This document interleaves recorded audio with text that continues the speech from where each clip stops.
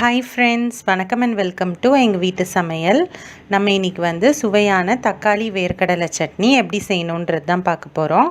வாங்க வீடியோக்குள்ளே போகலாம். இந்த வீடியோவில் இட்லி தோசைக்கு ஏற்ற ஒரு சட்னி ரெசிபி தான் செஞ்சு காட்ட போகிறோம். எப்போயுமே வேர்க்கடலையை வச்சு சட்னி செய்வோம், அது ரொம்ப நல்லா டேஸ்ட்டாகவும் இருக்கும். ஆனால் இதில் கொஞ்சம் வித்தியாசமாக தக்காளியும் வேர்க்கடலையும் சேர்த்து ஒரு தக்காளி வேர்க்கடலை சட்னி தான் செஞ்சு காட்ட போகிறோம். இது சட்னி இட்லிக்கு ரொம்ப டேஸ்ட்டாக இருக்கும். வாங்க எப்படி செய்யலாம்னு பார்ப்போம். இதுக்கு வந்து காஞ்ச மிளகாய் ஒரு 8 எடுத்திருக்கோம். அதில் 2 வந்து காஷ்மீரி வத்தல், ஒரு 4 டேபிள் ஸ்பூன் வேர்க்கடலை, 2 பல் பூண்டு, 5 சின்ன வெங்காயம், கொஞ்சோண்டு புளி, தேவையான அளவு உப்பு, அதுக்கப்புறம் 2 பெரிய தக்காளி, நாட்டு தக்காளி 2 வந்து எடுத்திருக்கோம். வேர்க்கடலையை முதல்ல நம்ம வந்து ட்ரை ரோஸ்ட் பண்ணி எடுத்துக்கணும்.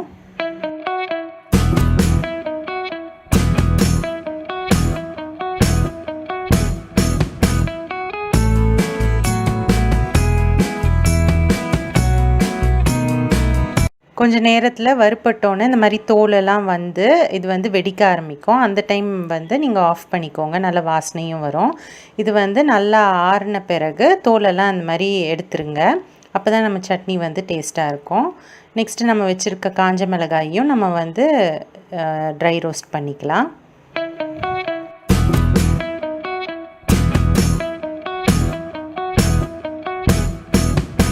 இதையும் தனியாக நீங்கள் வந்து ஆற வச்சுக்கோங்க. அடுத்து அதே கடாயில் கொஞ்சமாக எண்ணெய் விட்டுக்கோங்க. எண்ணெய் விட்டுட்டு நம்ம வச்சுருக்க சின்ன வெங்காயம், பூண்டு, இது 2த்தையும் நல்லா வதக்கிக்கோங்க. அடுத்து வந்து வச்சுருக்க 2 நாட்டு தக்காளியையும் சேர்த்து அதை வந்து நல்லா வதக்கிக்கோங்க. இது வந்து நல்லா மசிய வேகணும். கூட வந்து கொஞ்சோண்டு புளியும் சேர்த்துக்கோங்க.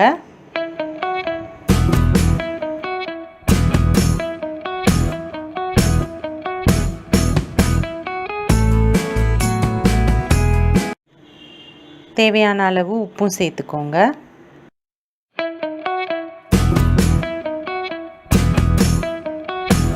மஞ்சத்தூளும் சேர்த்துக்கோங்க.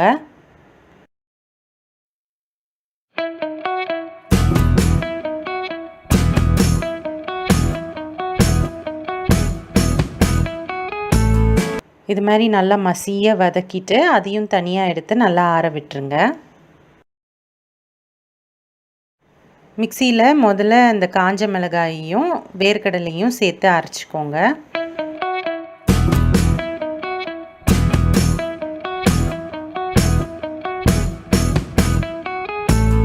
இப்போது இது கூட நம்ம வதக்கி வச்சுருக்க அந்த தக்காளி கலவையை சேர்த்து திரும்பவும் அரைச்சிக்கோங்க. தேவைப்பட்டதுன்னா கொஞ்சம் தண்ணி சேர்த்தே அரைச்சிக்கோங்க.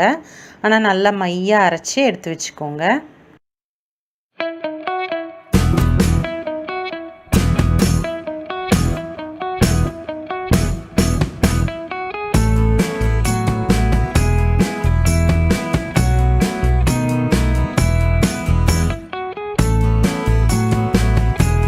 இப்போ வந்து இதை தாளிச்சிடலாம். இப்போ வந்து தாளிப்பு கரண்டியில் எண்ணெய் சேர்த்துக்கோங்க.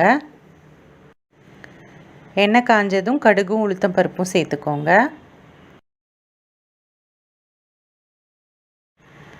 அதுக்கப்புறம் கருவேப்பிலையும் சேர்த்துக்கோங்க.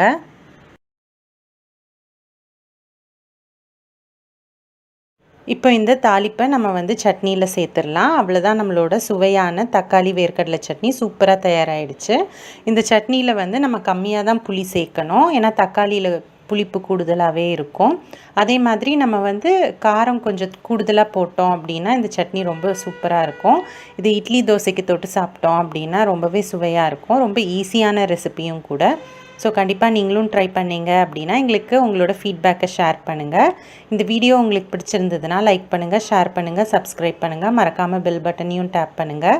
அப்போ தான் எங்களோட ரெகுலர் அப்டேட்ஸ் உங்களுக்கு வந்து சேரும். தேங்க்யூ.